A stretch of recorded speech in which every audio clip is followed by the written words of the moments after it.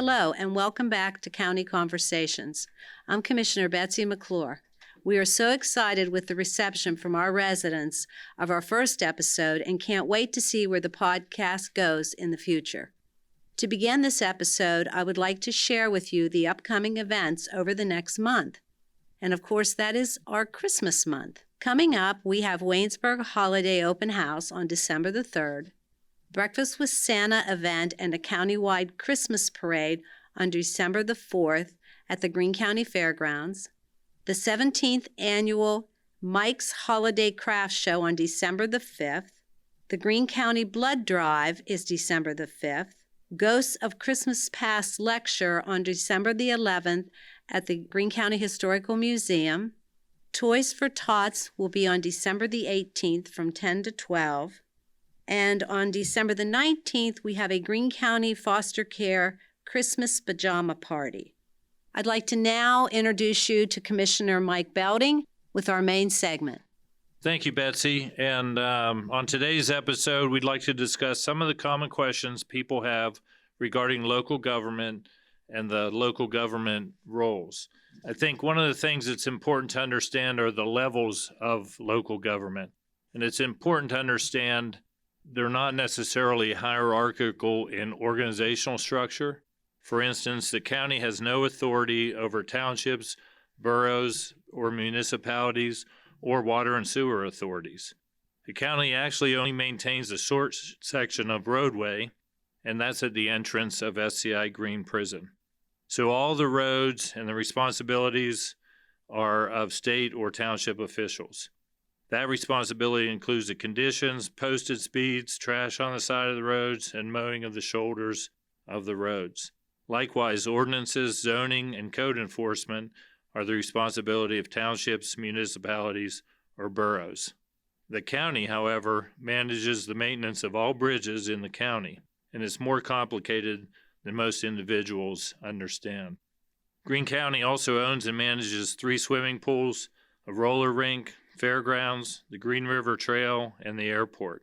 The county staff also manages a significant number of activities and events throughout the year, for holiday-specific events to supporting other organizations like Aviation Days, Sheep and Fiber Festival, and new events like the Balloon Glow. The county works throughout the year to accommodate some of these activities.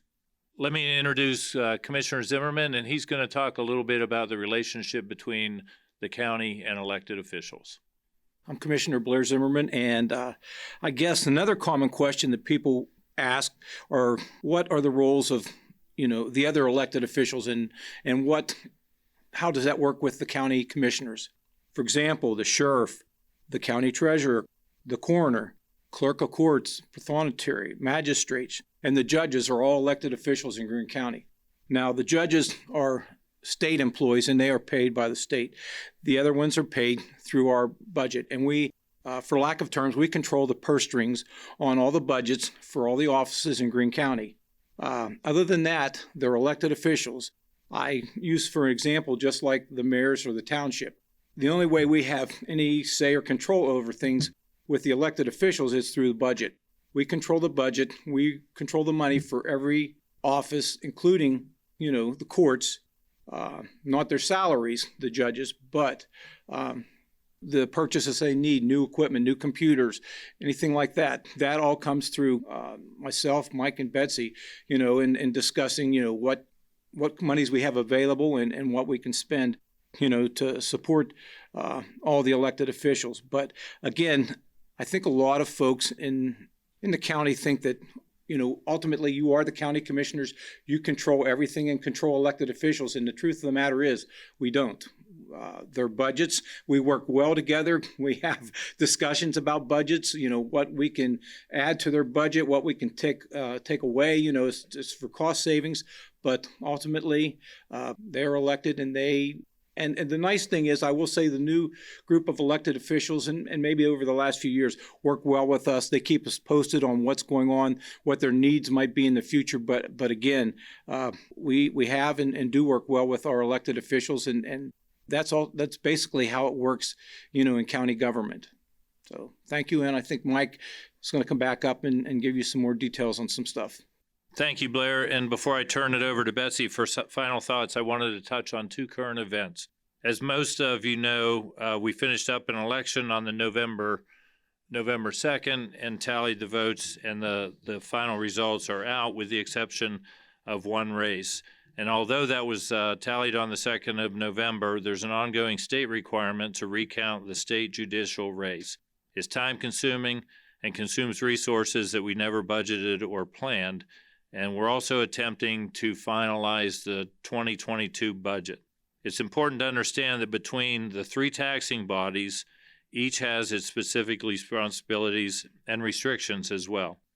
Currently, of the three taxing bodies, the school districts receive 70% of your property taxes, the county receives 18%, and your township or borough receives approximately 12%. And as you can imagine, there are numerous moving parts in the fiscal environment, including the continued decline of the coal industry, which accounts for approximately 30% of our tax revenue. We also depend on state and federal funding, which is always uncertain as to the level of which they will be funding for specific programs. And lastly, health insurance costs and the ongoing union negotiations are variables in the budget process. And although we need to finalize the numbers for our budget, a lot of those variables remain unknown. I appreciate the opportunity to talk to you on a podcast, and let me turn it over to Betsy for final thoughts. Thank you, Mike.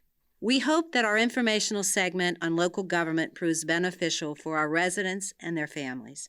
In addition, we hope that you share feedback regarding the topics on our agenda currently. We truly hope our residents continue to share interest in our podcast and will help us in future episodes by letting us know what you all would like to hear and for us to discuss. We want to thank you all for your support from the first episode, and we are thankful for you all listening today. We hope our residents have a very happy and safe holiday season, and we will see you again on the next episode of County Conversations.